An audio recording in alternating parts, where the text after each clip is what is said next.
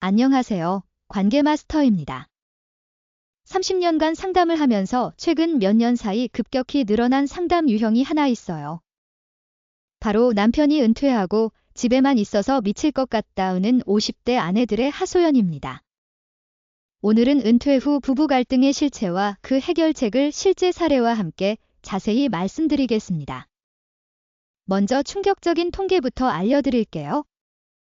일본에서는 이미 퇴직 이혼지라는 말이 일반화되어 있고 우리나라도 최근 5년간 60대 이상 이혼율이 40%나 증가했습니다.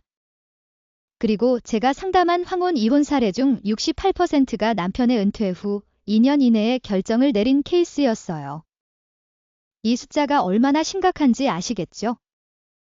지난주 상담받으신 한 58세 아내분의 이야기부터 시작해 보겠습니다. 남편이 작년에 명예퇴직을 한 후 완전히 다른 사람이 됐다고 했어요. 30년간 회사 일로 바빴던 남편이 갑자기 집에서 하루 종일 TV를 보거나 소파에 누워있고 아내가 하는 모든 일에 간섭하기 시작했다는 거죠. 설거지는 왜 그렇게 해? 청소는 이렇게 하는 게 아니야. 밥은 왜 맨날 똑같은 반찬이야? 라는 말을 하루에도 몇 번씩 듣다 보니 정말 숨이 막힌다고 했어요.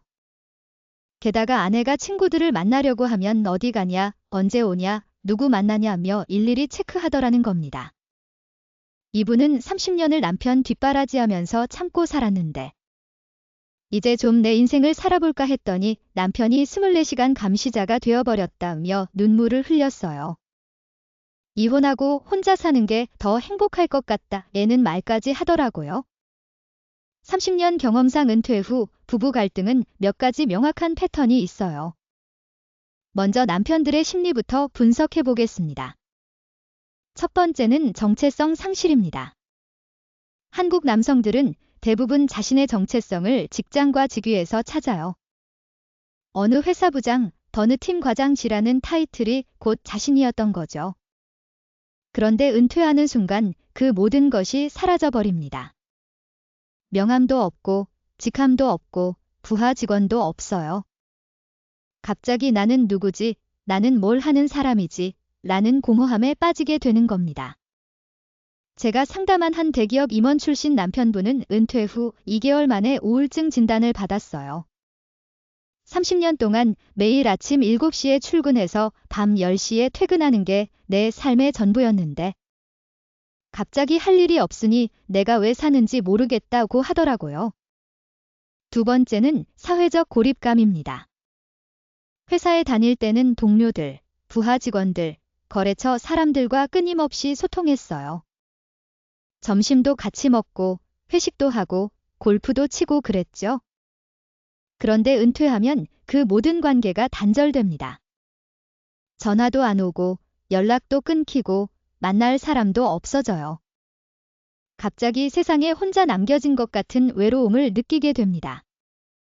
세 번째는 무력감과 좌절감입니다. 회사에서는 결제 한 번으로 수억 원짜리 프로젝트를 결정하고 수십 명의 직원들을 움직였어요. 그런 사람이 집에 오면 아무것도 결정할 게 없어요. 집안일은 이미 아내가 30년간 완벽하게 시스템을 만들어놨고 남편이 끼어들 틈이 없는 거죠. 이런 무력감이 점점 쌓이면서 우울해지거나 공격적으로 변하게 됩니다.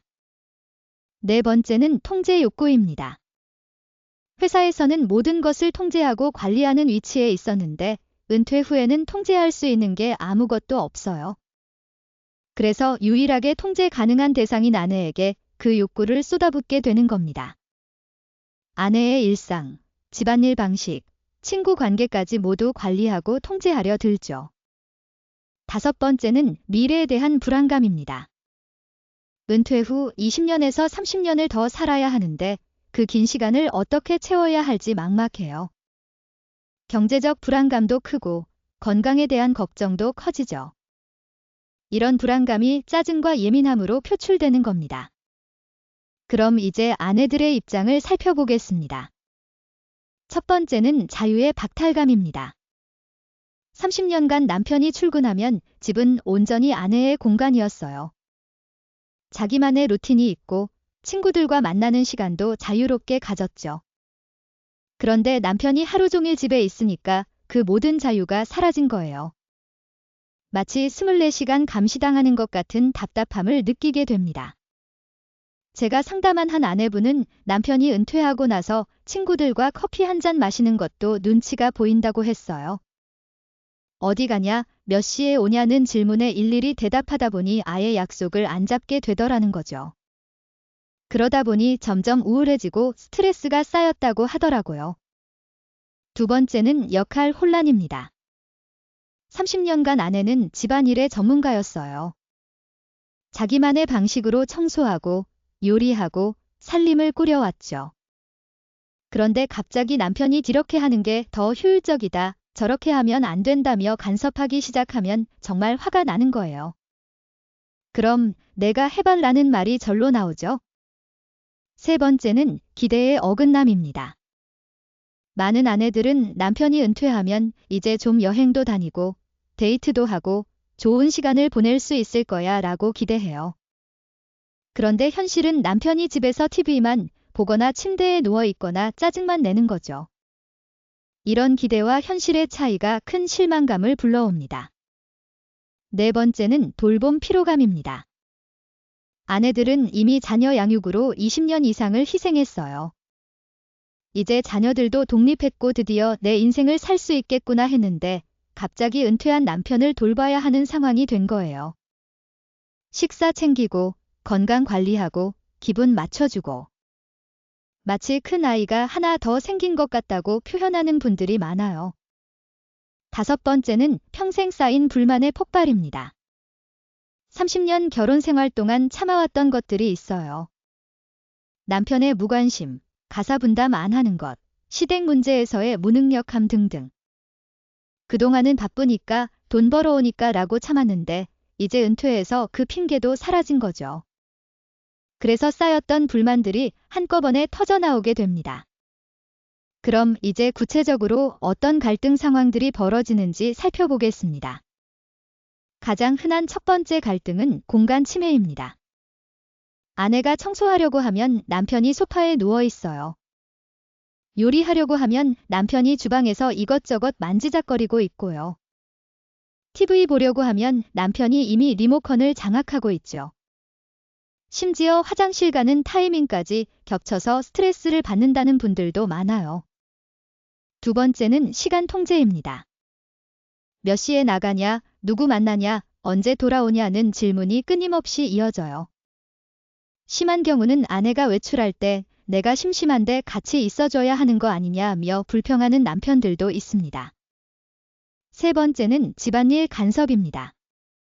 설거지 방법, 빨래 개는 방법, 청소 순서까지 일일이 잔소리하는 남편들이 있어요. 정작 본인은 하지도 않으면서 말만 많은 거죠. 한 아내는 30년간 완벽하게 해온 내 방식을 왜 갑자기 바꾸라고 하는지 이해할 수 없다고 하더라고요. 네 번째는 식사 문제입니다.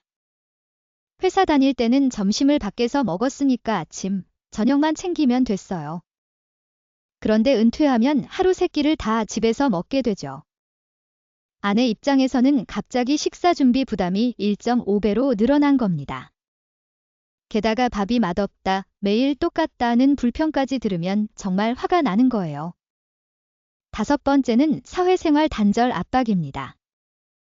아내가 친구들과 정기 모임을 가지면 매번 놀러만 다닌다고 불평하는 남편들이 있어요. 아내의 사회생활을 이해하지 못하고 자신이 외롭다는 이유로 아내의 외출을 제한하려는 거죠. 여섯 번째는 경제권 갈등입니다. 은퇴 전에는 남편이 돈을 벌어왔으니까 경제권도 어느 정도 남편이 쥐고 있었어요. 그런데 은퇴 후에는 수입이 없거나 줄어들잖아요. 그러면서도 여전히 경제권을 놓지 않으려 하거나 아내의 지출에 대해 통제하려는 경우가 많아요. 이제 이런 상황을 해결하는 방법들을 알려드리겠습니다. 먼저 남편들이 해야 할 것들부터 말씀드릴게요. 첫 번째, 새로운 정체성을 찾으세요.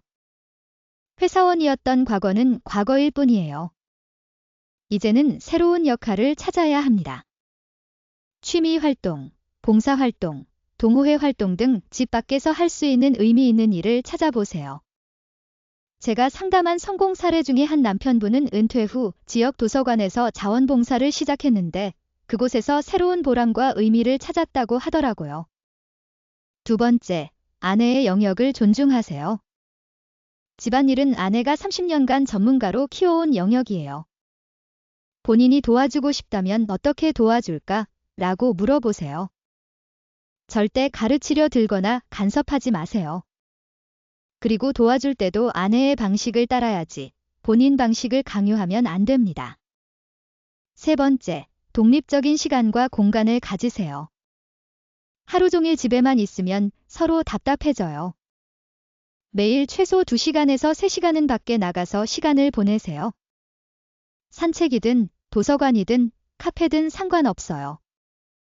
서로 떨어져 있는 시간이 관계를 건강하게 만듭니다. 네 번째, 아내의 사회생활을 응원하세요. 아내도 친구들이 필요하고 자기만의 시간이 필요해요. 오늘 친구들 만나는 날이지? 즐거운 시간 보내고 와 라는 말 한마디가 아내에게는 큰 힘이 됩니다. 다섯 번째, 새로운 공통 관심사를 만드세요. 함께 할 수 있는 취미나 활동을 찾아보세요. 등산, 여행, 요리, 정원 가꾸기 등 뭐든 좋아요. 중요한 것은 함께 즐길 수 있고 대화 거리가 될 수 있는 활동이어야 한다는 점입니다. 여섯 번째, 전문가의 도움을 받는 것을 부끄러워하지 마세요. 은퇴 후 우울증이나 적응장애는 매우 흔한 일이에요. 혼자 끙끙 앓지 말고 상담을 받거나 필요하면 치료를 받으세요. 이제 아내들이 해야 할 것들을 말씀드리겠습니다. 첫 번째, 명확한 경계를 설정하세요. 이 시간은 내 시간이야, 네 공간은 내가 관리하는 거야 라고 분명히 선을 그어야 해요. 처음부터 확실하게 해두지 않으면 점점 더 침범당하게 됩니다. 두 번째, 구체적인 역할을 주세요. 남편이 무기력해 보인다고 모든 걸 대신 해주면 안 돼요. 설거지는 내가 담당, 쓰레기 버리기는 내일 이런 식으로 명확한 역할을 주세요. 단, 간섭하지 말고 남편의 방식대로 하도록 내버려 두세요. 세 번째, 본인의 삶을 포기하지 마세요. 남편이 심심하다고, 외롭다고 해서 본인의 사회생활을 포기할 필요 없어요. 오히려 더 적극적으로 본인만의 시간을 가져야 합니다. 그래야 서로 건강한 거리를 유지할 수 있어요. 네 번째, 감정을 솔직하게 표현하세요. 답답하고 화가 나면 당신이 이렇게 하면 나는 이렇게 느껴져 라고 명확하게 말해야 해요. 참고 있다가 나중에 폭발하면 관계 회복이 더 어려워집니다. 다섯 번째, 함께 미래를 설계하세요. 앞으로 20년에서 30년을 어떻게 살 것인지 구체적으로 계획을 세워보세요. 경제적 계획, 건강관리 계획, 여가 활동 계획 등을 함께 논의하면서 공통된 목표를 만들어가는 게 중요합니다. 여섯 번째, 필요하면 물리적 거리도 고려하세요. 꼭 이혼이 아니더라도 주말 부부처럼 지낸다거나 각자의 방을 따로 쓴다거나 하는 식으로 적절한 거리를 두는 것도 방법입니다. 실제로 제가 상담한 성공 사례를 소개해드리겠습니다. 한 부부는 남편의 은퇴 후 6개월간 극심한 갈등을 겪었어요. 매일 싸우고 이혼까지 고려했죠. 그런데 상담을 통해 몇 가지 규칙을 정했습니다. 첫째, 남편은 매일 오전 9시부터 12시까지는 무조건 밖에서 시간을 보낸다. 둘째, 점심 식사 후에는 각자 자기 방에서 2시간씩 혼자만의 시간을 갖는다. 셋째, 아내가 친구 만나는 날은 남편도 자기 친구들을 만난다. 넷째, 주말에는 반드시 함께하는 활동을 하나씩 한다. 이런 규칙들을 6개월간 지키면서 서로에게 적응하는 시간을 가졌어요. 지금은 은퇴 2년 차인데 처음보다 훨씬 편해졌고 오히려 새로운 즐거움을 찾았다고 하더라고요. 마지막으로 꼭 기억하셔야 할 것은 은퇴 후 적응 기간이 필요하다는 점이에요. 보통 1년에서 2년 정도는 서로 적응하는 시간이 필요합니다. 그 기간 동안은 갈등이 있을 수밖에 없어요. 중요한 것은 그 갈등을 어떻게 건설적으로 해결해 나가느냐는 거죠. 서로를 이해하려는 노력, 솔직한 대화, 명확한 경계 설정, 그리고 새로운 관계 패턴 만들기가 핵심입니다. 30년을 함께 살아온 부부라면 충분히 이 위기도 극복할 수 있어요. 다음 영상에서는 갱년기 아내와 중년위기 남편이 서로를 이해하지 못해서 겪는 갈등에 대해 자세히 알려드리겠습니다. 50대 부부가 반드시 알아야 할 생리적, 심리적 변화들을 다룰 예정이니까 꼭 시청해주세요. 오늘 영상이 도움이 되셨다면 구독과 좋아요 버튼 눌러주시고 댓글로 여러분의 경험이나 궁금한 점들도 남겨주세요. 관계마스터였습니다.